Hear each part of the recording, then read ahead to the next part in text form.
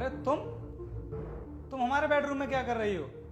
और सालू कहाँ है? अरे साहब, आपको मेम साहब से क्या काम है? मेम साहब तो मार्केट गई हैं। अब इस घर में मेरे और आपके अलावा कोई नहीं है। अरे अगर वो मार्केट के लिए गई भी है तो इसका मतलब ये नहीं है कि तुम हमारे बेड पर आकर लेट जाओगी। तुम्हें इस घर में आए हुए अभी 2-3 दिन हुए हैं और तुमने ये सब करना शुरू कर दिया।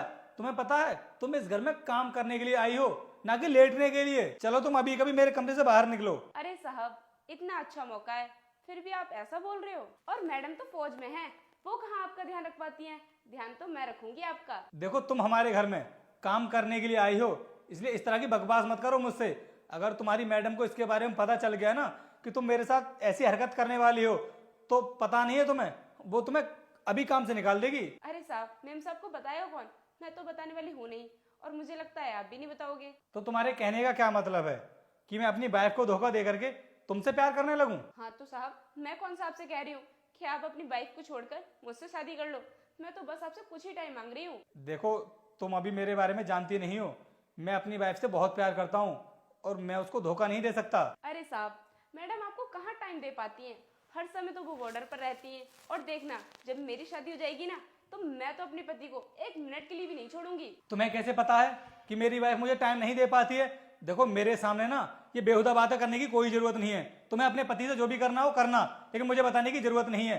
तुम एक काम करो, अभी कभी मेरे कमरे से निकलो।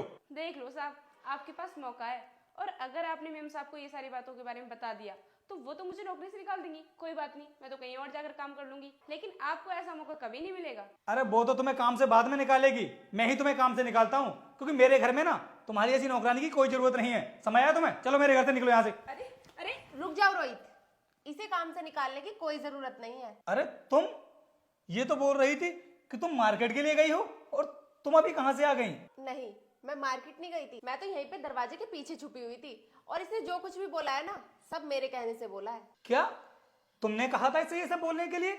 लेकिन तुमने ऐसा क्यों किया? रोहित, तुम्हें तो पता ही है मैं ज्यादातर बॉर्डर पे ही रहती हूँ और तुम्हें भी टाइम नहीं दे पाती। और मुझे ये लगा मैं इस काम वाली को तुम्हारे साथ अकेला छोड़ के जाऊंगी, इसे देखकर तुम्हारी नीयत खराब न हो जाए, इसलिए मैं तुम्हारा टेस्ट ले रही थी। यार क्या कर रही थी तुम ये सब? इसका मतलब तुम्हें मेरे ऊपर बिल्कुल भी भरोसा नहीं है? नहीं रोहित, ऐसी बात नहीं है, मुझे तुम्हारे ऊपर पूरा भरोसा था, बस थोड़ा सा डाउट था, वो सब क्लियर करने के लिए मैंने ये सब किया। यार तुम मुझे एक बात बताओ, मैंने तुमसे कहा था कि तुम मेरे लिए घर में काम वाली लेकर के आओ, ये फैसला तुम्हारा ही था। और सालू, अगर मुझे तुमसे ज्यादा ही टाइम चाहिए होता ना तो मैं तुमसे शादी नहीं करता। मुझे पता था कि तुम फौज में हो और तुम मुझे ज्यादा टाइम नहीं दे पाओगी, लेकिन इसका मतलब ये नहीं है कि मैं तुम्हें धोखा दूं।